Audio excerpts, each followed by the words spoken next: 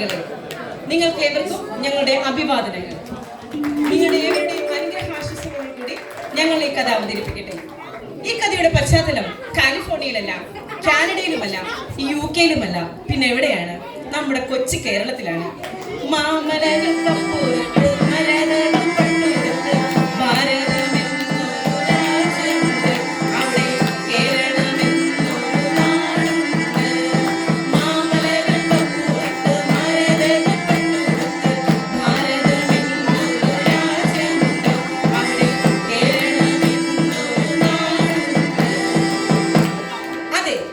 കടലുകൾക്കുമപ്പുറം സസ്യശ്യാമള സുന്ദരമായ നമ്മുടെ കൊച്ചു കേരളത്തിലാണ് ഈ കഥ നടക്കുന്നത്.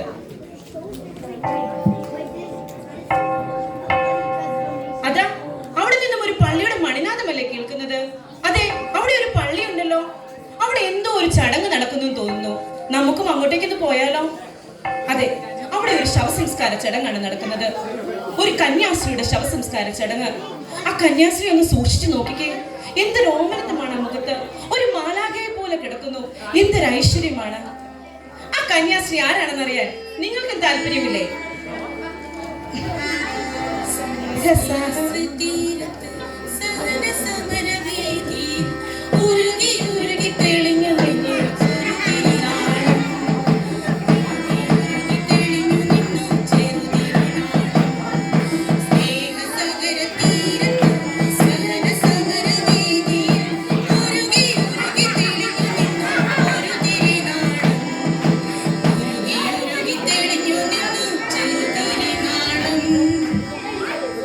ഇതാ കർത്താവിന്റെ ദാസി, കഴിയുമെങ്കിൽ അവിടുത്തെ കുരിശിലെ പീഡകൾ എനിക്ക് തരൂ എന്ന് പറഞ്ഞുകൊണ്ട് വിശുദ്ധിയുടെ ജീവിതം നയിച്ച സഹനത്തിന്റെ ദാസി എന്ന് അറിയപ്പെടുന്ന വിശുദ്ധ അൽഫോൻസാമ്മ.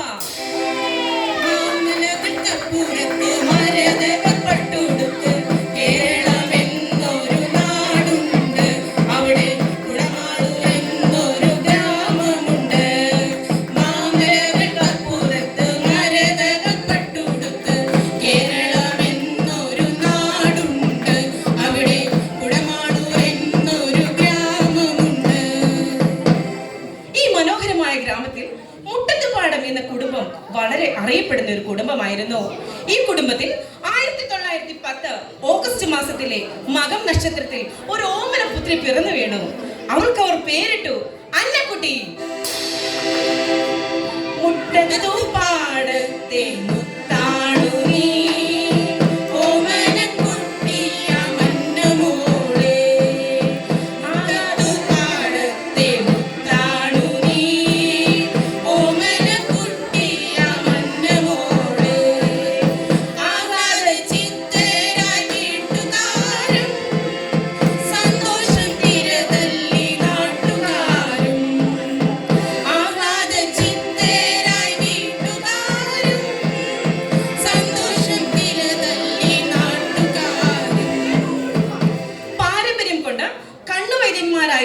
മുട്ടത്തുപാടം കുടുംബത്തിലെ യൗസേപ്പ് എന്ന കുട്ടച്ഛന്റെയും മറിയമ്മ എന്ന മാമയുടെയും 4ാമത്തെ പൊന്നോമനയായിരുന്നു അന്നക്കുട്ടി.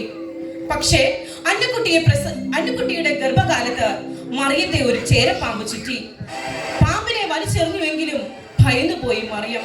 അതുകൊണ്ട് തന്നെ 4 മാസം കഴിഞ്ഞപ്പോൾ അവൾ ഈ ലോകത്തിൽ നിന്നും വിട പറഞ്ഞു. അതെ, തിരികെ വിളിച്ച മാതാവിനെ ദൈവം സ്വർഗത്തിൻ വാതിൽ തുറന്നവൾക്കായി. വേദന തളം കെട്ടി നിൽക്കുന്ന വീട്ടിൽ ജനിച്ച ദിവസങ്ങൾ മാത്രം പിന്നിട്ട് ആ പെൺകുഞ്ഞ് കൈകാലിട്ടടിച്ചു കരഞ്ഞു. നിസ്സഹായനായ ആ പിതാവും ബാല്യം പടികടക്കാത്ത മൂത്ത 3 സഹോദരിമാരും എന്ത് ചെയ്യണമെന്നറിയാതെ അവർ വിഷമിച്ചു.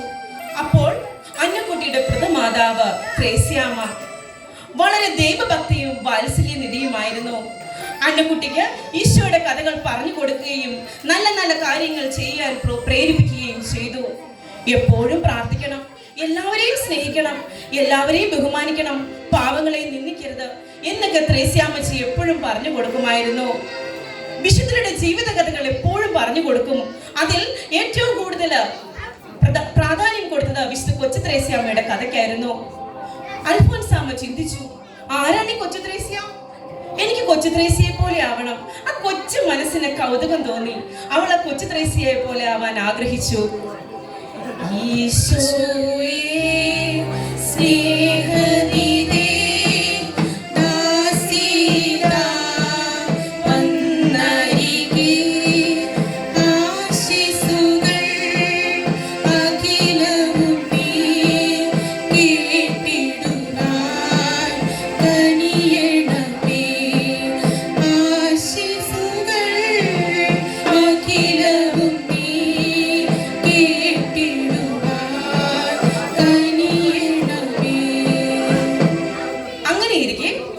വിശുദ്ധ കൊച്ചു ത്രേസ്യ അവൾക്ക് പ്രത്യക്ഷപ്പെട്ടു.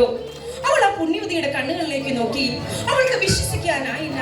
വിശുദ്ധ കൊച്ചു ത്രേസ്യ അവളോട് പറഞ്ഞു, അന്നക്കുട്ടിയെ ഈശോയ്ക്ക് ഒരുപാട് ഇഷ്ടമാണ്. അന്നക്കുട്ടി ഒരു കന്യാസ്ത്രീ ആവണം. അവൾ ആകെ സന്തോഷം കൊണ്ട് തുള്ളിച്ചാടി. അവൾ ഓടിച്ച് നമ്മുടെ വല്യമ്മച്ചിയുടെ അടുത്തേക്ക് പോയി പറഞ്ഞു, ഞാൻ കണ്ടു വിശുദ്ധ കൊച്ചു ത്രേസ്യയെ. വല്യമ്മച്ചി ഉടനെ അവളോട് പറഞ്ഞു, കുഞ്ഞെ, മോൾ ഒരുപാട് പ്രാർത്ഥിക്കണം. മോക്ക് എല്ലാം തക്ക സമയത്ത് ഈശോ ചെയ്തു തന്നോളും. അങ്ങനെ നമ്മുടെ അന്നക്കുട്ടി 3ാം ക്ലാസ് ജയിച്ചു നിൽക്കുന്ന സമയം വല്യമ്മച്ചിയുടെ ആരോഗ്യനില വഷളായിക്കൊണ്ടിരുന്നു. അങ്ങനെ ഇരിക്കെ അന്നക്കുട്ടിയുടെ പേരമ്മ മുരിക്കൽ അന്നമ്മ അവളെ മുട്ടിച്ചിറയിലെ മുരിക്കൻ തറവാട്ടിലേക്ക് കൊണ്ടുപോയി.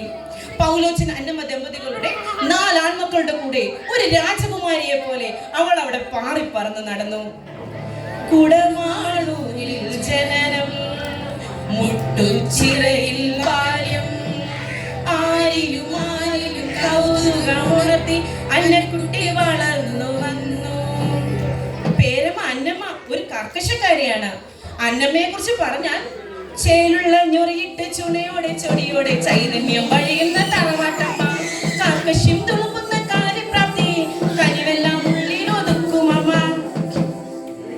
അങ്ങനെ അന്നക്കുട്ടിയെ മുട്ടുചിറയിലെ പള്ളിക്കൂടത്തിൽ ചേർത്തു. കൗമാരത്തിലേക്ക് കാലൂന്നിയ പെൺകുട്ടി, കാരുണ്യം കടഞ്ഞെടുത്ത മിഴികളിൽ ശാലീനതയുടെ തിളക്കം, സർവാഭരണ വിഭൂഷിതയെങ്കിലും ലാളിത്യമാണ് അവളുടെ മുഖമുദ്ര. അനക്കി വെളുപ്പിച്ച മുണ്ടും ചട്ടയും കവണിയും വസ്ത്രധാരണത്തിന്റെ മാന്യതയ്ക്ക് മാറ്റുകൂട്ടി. അന്നക്കുട്ടിയുടെ സൗന്ദര്യത്തെ കുറിച്ച് പറഞ്ഞാൽ എന്റെ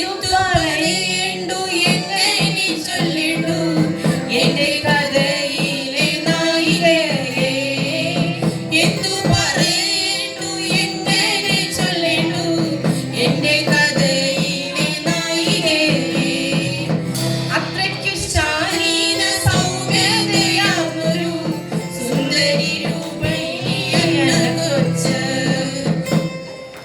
നമ്മുടെ അന്നക്കുട്ടിക്ക് ഒരു കളിക്കൂട്ടുകാരി ഉണ്ടായിരുന്നു.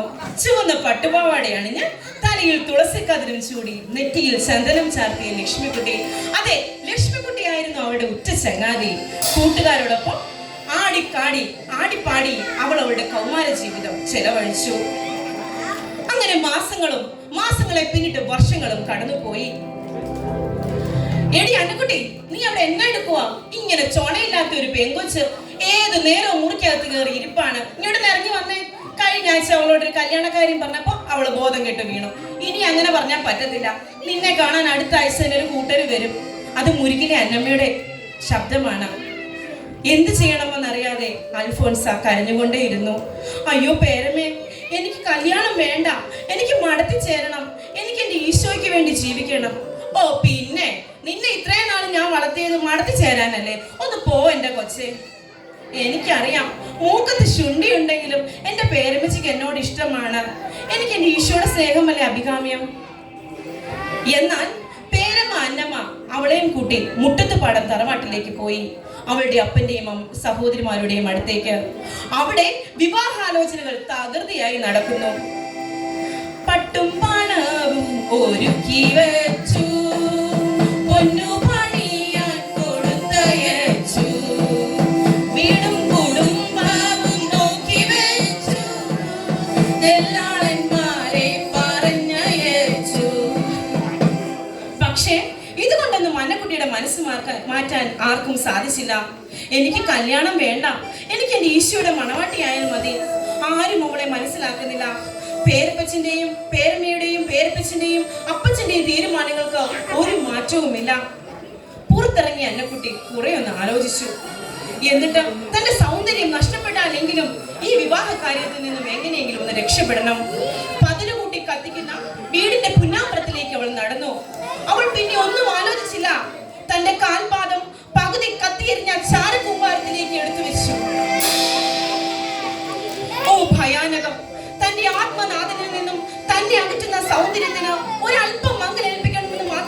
കരുതിയത്. പക്ഷേ ബന്ധു വെണ്ണീറായ ആ കാൽപാദവുമായി ആ കന്യക സഹനത്തിന്റെ ആവരണത്തിലേക്ക് കടന്നടക്കുകയായിരുന്നു.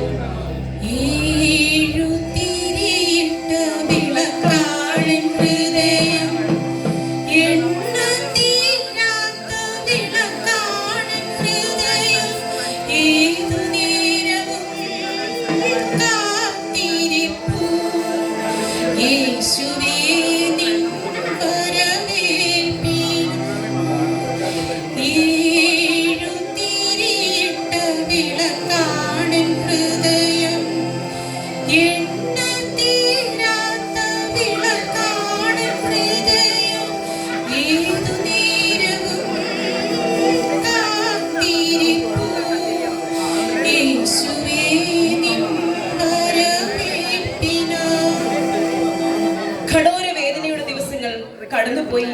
പിന്തിരിപ്പിക്കാനാവാത്ത വിധം ഉറച്ച അവളുടെ ആഗ്രഹത്തിന് മുന്നിൽ മറ്റെല്ലാം മാറ്റിവെച്ച് കുടുംബാംഗങ്ങൾ മഠത്തിൽ ചേരുവാനുള്ള അനുവാദം നൽകി. അങ്ങനെ അവൾ ഫ്രാൻസിസ്കൻ കാരമഠത്തിലേക്ക് യാത്രയായി. സഹനങ്ങൾ ചോദിച്ചു വാങ്ങി ഈശോയ്ക്ക് വേണ്ടി സഹിക്കുക, മറ്റുള്ളവരുടെ വേദനകൾ കൂടി സ്വന്തം ശരീരത്തിൽ ഏറ്റുവാങ്ങുക, ഇതൊക്കെയായിരുന്നു അവളുടെ ജീവിതചര്യ. എന്നാൽ കൂടെയുള്ള സഹോദരങ്ങൾക്കൊന്നും അതത്ര ഇഷ്ടമായില്ല. തന്നെ കുറ്റപ്പെടുത്തുകയും തന്നെ നിന്ദിക്കുകയും ചെയ്യുന്നവർക്ക് വേണ്ടി അവൾ പ്രാർത്ഥിച്ചു. ഈശോയുടെ തിരുത്തോളിൽ അവരെ സമർപ്പിച്ചു. അതായിരുന്നു അവളുടെ സ്നേഹത്തോടു കൂടിയുള്ള പ്രതികാരം. എല്ലാ പ്രതിസന്ധികൾക്കും ഒടുവിൽ 1930 മെയ് 19 അന്നക്കുട്ടിയുടെ ചിരകാല അഭിലാഷം പൂവണിയാൻ പോകുന്നു. ഒരു നവവധുവിനെ പോലെ അവൾ അണിഞ്ഞൊരുങ്ങി.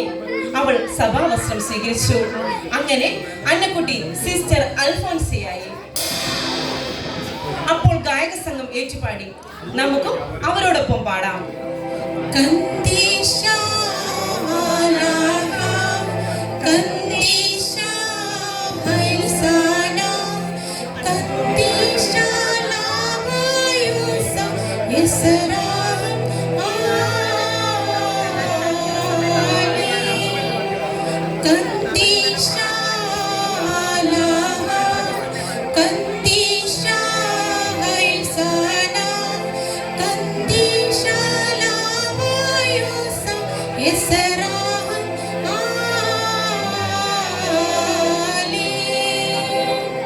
സഭാവസ്ത്രം സ്വീകരിച്ചതിന്റെ 3-ാം ദിവസം സിസ്റ്റർ അൽഫോൻസ വാകക്കാട്ട് സ്കൂളിൽ പ്രാഥമിക താൽക്കാലിക അധ്യാപികയായി.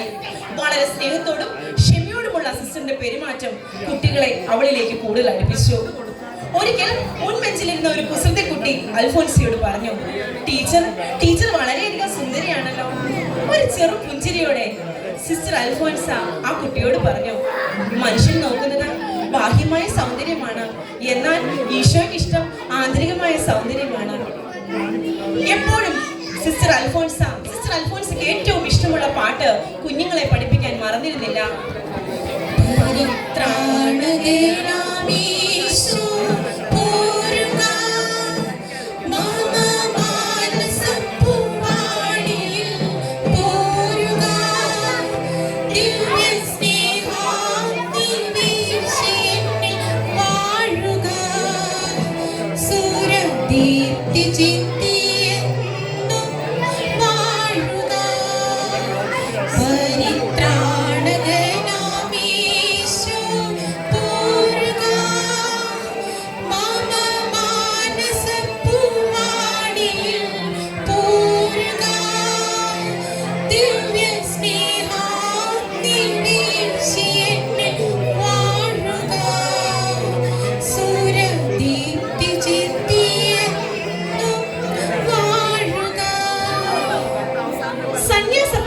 കാലം യാത്രയും പഠനവും അൽഫോൻസായി ക്ഷീണിതയാക്കി.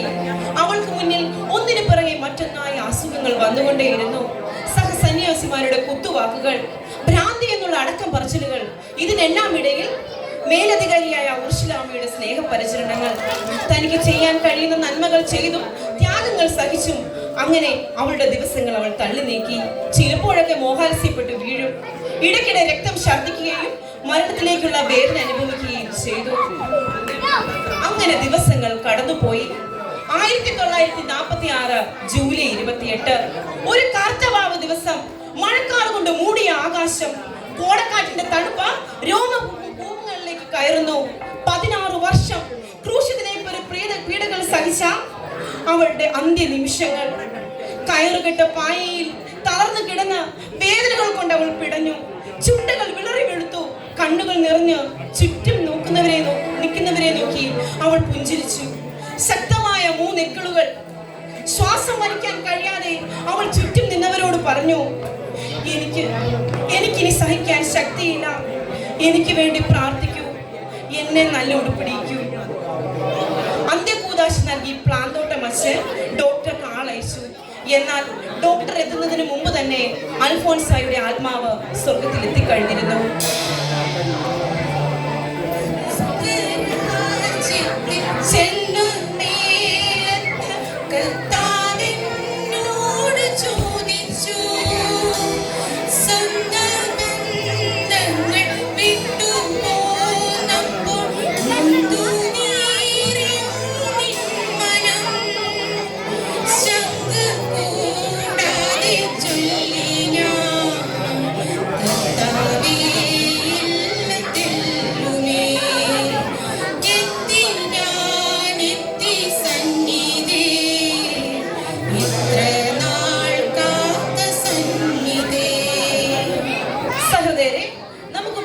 ദേവാലയത്തിലേക്ക് തിരിച്ചു ചെല്ലാം. ആ ശവസംസ്കാര ചടങ്ങിൽ പങ്കെടുക്കാം. ആ ദിവ്യാത്മാവിന് ആദരാഞ്ജലികൾ അർപ്പിക്കാം. നമുക്ക് പ്രധാന പുരോഹിതനായ റോമുലസ് അച്ഛന്റെ വാക്കുകൾ ശ്രമിച്ചാലോ? പരേതിയുടെ വത്സല പിതാവേ, ദുഃഖിക്കേണ്ട. ഈ പുണ്യാത്മാവിന്റെ പ്രതിത്വം ലഭിച്ചതിൽ ആനന്ദിക്കുക. ഒരു പുണ്യകന്യകയുടെ സഹോദരി ആയവരെ നിങ്ങൾ കരയേണ്ട, സന്തോഷിക്കുക. കന്യകാലയ സഹോദരികളെ കണ്ണുനീർ ചൊരിയേണ്ട. ഈ വീരകന്യകയോടും വസിക്കുന്നതിനും അവളെ പരിചരിക്കുന്നതിനും ഭാഗ്യം ലഭിച്ചതിൽ നിങ്ങൾ ആഹ്ലാദിക്കുക. ഇവൾ വസിച്ച കന്യകാമഠം ഭാഗ്യപ്പെട്ടത്. ഇവളുടെ ശരീരം അടക്കം ചെയ്യപ്പെടുന്ന ഭരണജ്ഞാന ഗ്രാമം ഭാഗ്യപ്പെട്ടത്. ദൈവം തിരുമനസ്സാകുന്നുവെങ്കിൽ ഈ ഭരണജ്ഞാനം ഭാരതത്തിന്റെ ലിസ്യുവായി അറിയപ്പെടും. അതേ കൂട്ടുകാരെ, 1953 ഡിസംബർ 2 വിശുദ്ധ അൽഫോൻസയെ ദേവദാസിയായും 1984 നവംബർ 9 ധന്യ പദവിയിലേക്കും അവൾ ഉയർത്തപ്പെട്ടു. 40 വർഷങ്ങൾക്ക് ശേഷം 1986 ഫെബ്രുവരി 8 ജോൺ പോൾ 2 പാപ്പ വാഴ്ത്തപ്പെട്ടവളായി പ്രഖ്യാപിച്ചു. 2008 മാർച്ച് 1 ബെനഡിക്ട് 16 മാർപ്പാപ്പ വിശുദ്ധിയായി പ്രഖ്യാപിക്കാൻ തീരുമാനിക്കുകയും 2008 ഒക്ടോബർ 12 വിശുദ്ധ അൽഫോൻസയെ വിശുദ്ധയായി പ്രഖ്യാപിക്കുകയും ചെയ്തു. സഹോദരരെ, സഹനദാസിയായ വിശുദ്ധ അൽഫോൻസയെ നമുക്കും വിളിച്ച് അപേക്ഷിക്കാം. നമ്മുടെ സഹനങ്ങൾ അൽഫോൻസാമിയുടെ പാദത്തിങ്കിൽ അർപ്പിക്കാം. സമയം കിട്ടുമ്പോഴൊക്കെ പുണ്യദേശമായ ഭരണജ്ഞാനവും കുടമാളൂരും നമുക്ക് പോയി സന്ദർശിക്കാം.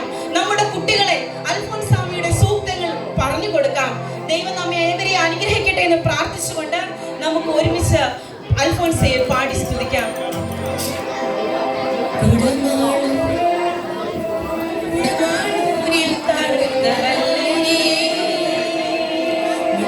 ചിറയിൽ വളർന്ന പൂമുട്ടേ, ക്ലാരമടത്തിൽ വിരിഞ്ഞ നറുമലരേ, പൂമുഖമാകെ നിറഞ്ഞ സുഗന്ധം നീ, കുടമാളൂരിൽ തണുത്ത വല്ലരിയേ, മുട്ടുച്ചിറയിൽ വളർന്ന പൂമുട്ടേ, ക്ലാരമടത്തിൽ വിരിഞ്ഞ നറുമലരേ, പൂമുഖമാകെ നിറഞ്ഞ സുഗന്ധം നീ. വിശുദ്ധയാം അൽഫോൻസേ, പ്രാർത്ഥിച്ചിടണമേ, ഭാരതമണ്ണിൻ യാചനകൾ മണ്ണിലുയർത്തണമേ. വിശുദ്ധയാം അൽഫോൻസേ, പ്രാർത്ഥിച്ചിടണമേ, ഭാരതമണ്ണിൻ യാചനകൾ മണ്ണിലുയർത്തണമേ. നിങ്ങൾക്ക് ഏവർക്കും ഈ തിരുനാളിലെ മംഗളാശംസകൾ നേർന്നുകൊണ്ട് saint Alphonsa unit. Thank you.